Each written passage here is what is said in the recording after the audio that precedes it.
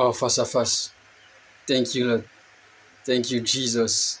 Thank you, Holy Ghost. Nous continuons simplement avec notre étude intitulée La parole à l'œuvre. Nous sommes toujours dans le deuxième chapitre. Et aujourd'hui, nous abordons la deuxième partie du deuxième chapitre. Nous croyons que le Seigneur va encore vous bénir à travers cela. Et nous avons clairement dit dans la première partie du deuxième chapitre que la parole de Dieu doit devenir notre source, non seulement notre meilleure source de conviction, mais aussi devenir notre diagnostic physique, émotionnel, mental et spirituel. Et nous avons utilisé un verset qui nous a donné la direction de tout le long de cette étude, qui va aussi nous permettre de pouvoir, sur plusieurs plans, analyser, expliquer certaines choses que nous pouvons vivre et traverser, tout un chacun, en tant que fils et filles de Dieu. Nous avons, dans la première partie du chapitre 2, utilisé 2 Chroniques, chapitre 16, au verset 11 à 12. Et nous avons très bien ici illustré 3 choses, notamment le fait que la Bible nous parle à l'intérieur, en résumé, de la maladie du roi Asa. Deuxièmement, le refus de consulter Dieu du roi Asa. Et troisièmement, la médecine mise en priorité par le roi Asa. À travers ces 3 points, nous allons détailler et expliquer certaines choses qui vont nous permettre d'avoir une idée claire de ce qui s'est passé dans ce temps passé.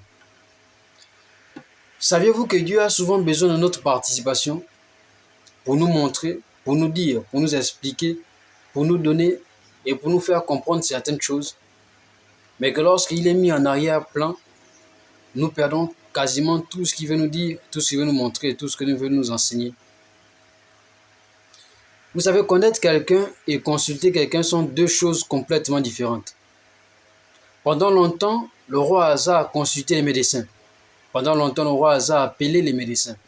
Pendant longtemps, le roi Asa a mis en priorité les médecins et la médecine.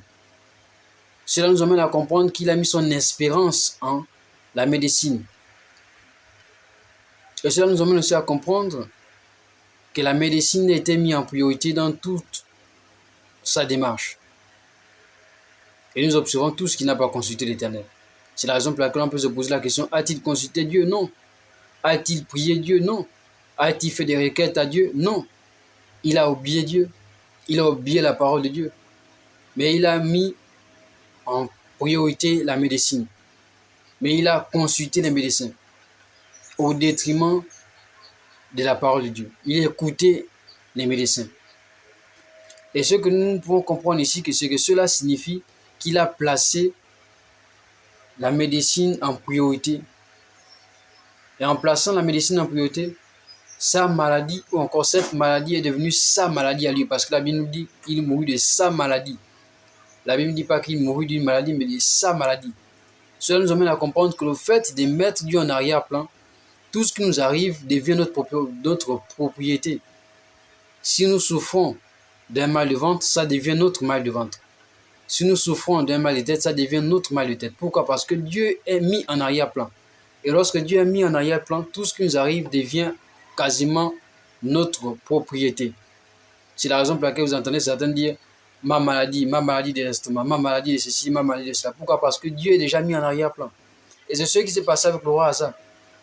Il a voulu gérer sa maladie tout seul et cette maladie l'a entraîné jusqu'à la mort. Maintenant, la chose qu'on doit mettre en lumière ici, ou encore la nuance qu'on doit mettre en lumière, c'est que ce n'est pas un péché de consulter la médecine. Ce n'est pas un péché de consulter les médecins, non.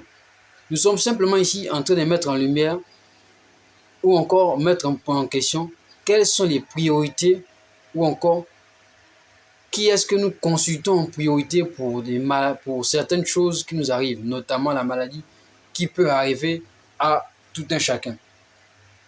La chose que nous devons comprendre, c'est que lorsque nous mettons l'homme en avant, c'est littéralement Dieu que nous avons mis en arrière. Et c'est ce que le roi Asa a fait. Le roi Asa a mis Dieu en arrière et c'est l'homme qui l'a mis en avant. La question qu'on peut vous poser, c'est voulez-vous vraiment vivre autour de ce genre de vie? Boire un médicament le matin, boire un médicament à midi, boire un médicament le soir, une dose le matin, une dose le matin, une dose le matin, une dose à midi, une dose le soir. Voulez-vous vraiment ce genre de vie? Voulez-vous vraiment que votre vie tourne autour de ce genre de choses? Jusqu'à quand vous allez tolérer ce genre de choses? Lorsque nous lisons le psaume chapitre 107 au verset 19, au verset 20, la Bible nous explique clairement que le peuple d'Israël a crié à l'Éternel. L'Éternel les avait délivrés de leur détresse. Et il a envoyé sa parole, et sa parole les a guéris, les a fait échapper de la fosse. Il a envoyé sa parole, et sa parole les a guéris. Certains chrétiens méprisent la puissance de la parole, mais ils retiennent facilement les paroles du docteur. Ils retiennent facilement les paroles des médecins. Vous consultez les médicaments, mais vous ne consultez pas les versets bibliques. Et c'est dommage. Vous consultez les hommes, mais vous ne consultez pas Dieu. C'est pourquoi on peut entendre certaines personnes dire « le docteur m'a dit, le docteur m'a dit, le docteur m'a dit ». Ah, mais pour ton cas de dommage de ventre, qu'est-ce que le docteur m'a dit, le docteur m'a dit, le docteur m'a dit. Le médecin m'a dit, le médecin m'a dit, le médecin m'a dit. Et donc, toute votre vie tourne autour de le docteur m'a dit, le docteur m'a dit, le docteur m'a dit, le médecin a dit, le médecin a dit. La question qu'on peut vous poser, c'est que dit la parole de Dieu? Et le Saint-Esprit, qu'a-t-il dit? Vous n'avez rien écouté, rien entendu. Pourquoi? Parce qu'ils sont déjà mis en arrière-plan. La Bible dit dans Ésaïe, chapitre 2, verset 22, « Arrêtez de placer votre confiance dans l'être humain. » Et c'est un choix. Pour aujourd'hui, nous allons nous arrêter là. Nous croyons que le Seigneur vous a béni. Et nous allons continuer pour une prochaine fois, face à face.